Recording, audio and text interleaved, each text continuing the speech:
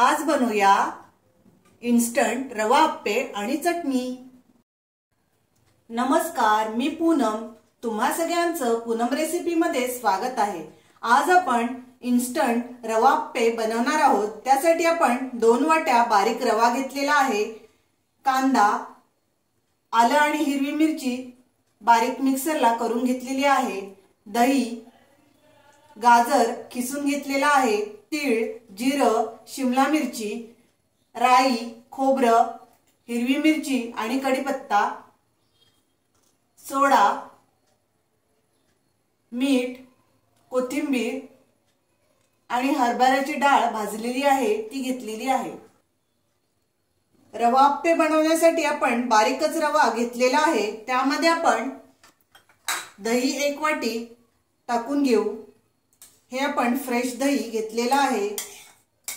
2 वाट्या रवा तर 1 वाटी आपण दही घेतलेला आहे।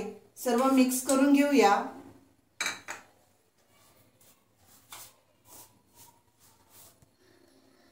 इथे आपण 2 वाट्या साधारण त्यामध्ये पाणी टाकून घेऊया।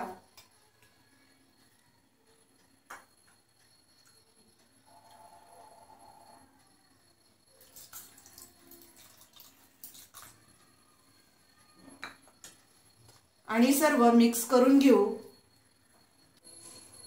इथे आपण बघा मिक्स करून चांगलं घेतलेलं आहे। 1-2 मिनिट आपण चांगलं फेटून घेतलेलं आहे। आपण आता हे साधारण 15 मिनिटं असं झाकून ठेवूया। झाकण देऊ आणि 15 मिनिटानंतर आपण आप्पे करायला घेऊया। रवा आणि दही पाणी टाकून आपण भिजत ठेवलेला आहे। 15 मिनिटं झाल्यानंतर आपण आप्पे करणार आहोत। तोपर्यंत आपण चटणी करून घेऊया। इथे आपण 1 वाटी खोबरं घेतलेलं आहे।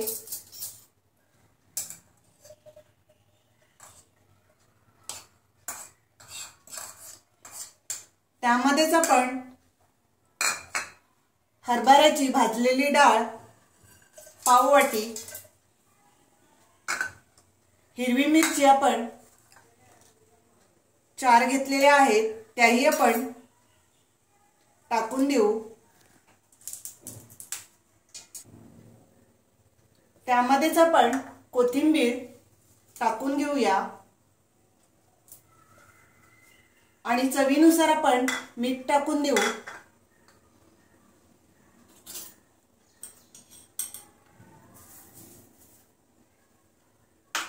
थोडंसं पाणी टाकून आपण त्यामध्ये आपण मिक्सरला बारीक करून घेऊया। चटणी आपण बारीक करून घेतलेली आहे, काढून घेऊ। आपण बाउल मध्ये काढून घेतलेली आहे आणि आपण तडका देऊया। इथे आपण तेल गरम करून घेतलेला आहे। त्यामध्ये आपण तडका देऊया। मोहरी आपण पाव चमचा, कढीपत्ता,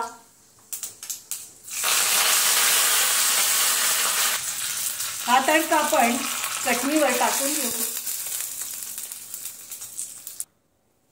इथे तडका टाकल्यावर आपण सर्व मिक्स करून घेऊया।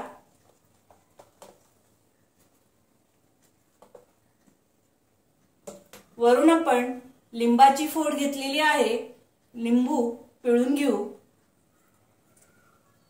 तुम्ही इथे दही वापरू शकता। खूप छान अशी चटणी तयार होते। मिक्स करून घेऊ। आप्प्यांबरोबर खायला बघा चटणी तयार झालेली आहे। आता आपण आप्पे करायला घेऊया। इथे आपण रवा भिजवून 15 मिनिटं साधारण झालेली आहेत। आपण आता त्यामध्ये भाज्या टाकून घेऊया।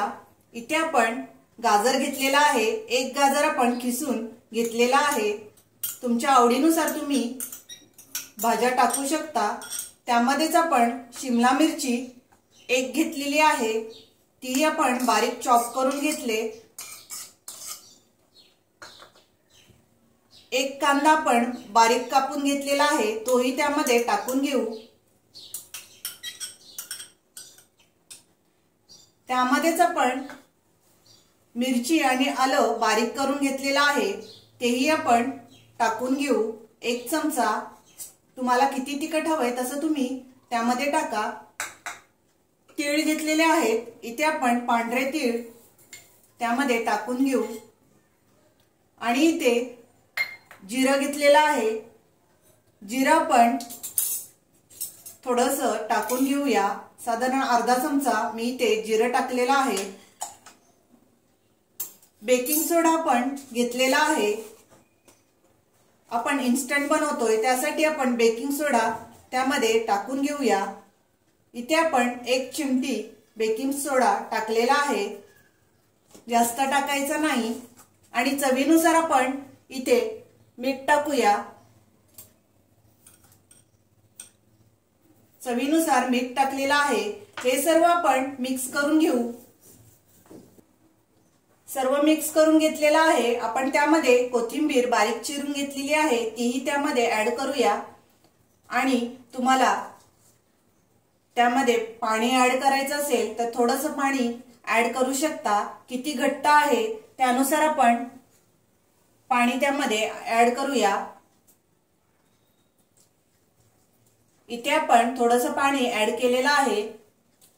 इथे आपण 1-2 मिनिटं आपण सर्व फेटून घेऊया. सर्व भाज्या मिक्स करून घेऊ आणि आप्पे करायला घेऊया. आप्पे पात्रात आपण तेल टाकून घेतलेलं आहे. आप्पे पात्र आपलं गरम झालेलं आहे. त्यामध्ये आपण टाकून घेऊ बॅटर. इथे आपण बाजूनी आप्पे टाकत आहोत कारण मधल्या भागी आप्पे लवकर शिजतात.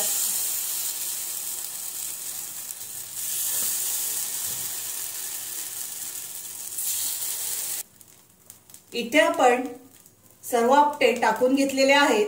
2 मिनिटं आपण झाकण ठेवूया. इथे आपण 2 मिनिटं चांगली वाफ काढून घेतलेली आहे. झाकण काढूया. इथे वाफ जाऊन देऊ आपण आणि त्यानंतर आपण पलटी मारून घेऊया आप्पे. बघा खूप छान असे आप्पे तयार झालेले आहेत. पलटी करूया. सर्व आप्पे आपण पलटी मारून घेतलेले आहेत. बघा खूप छान असे आप्पे तयार होतात. आता आपण तेल आपण चमचाभर सोडून घेऊया.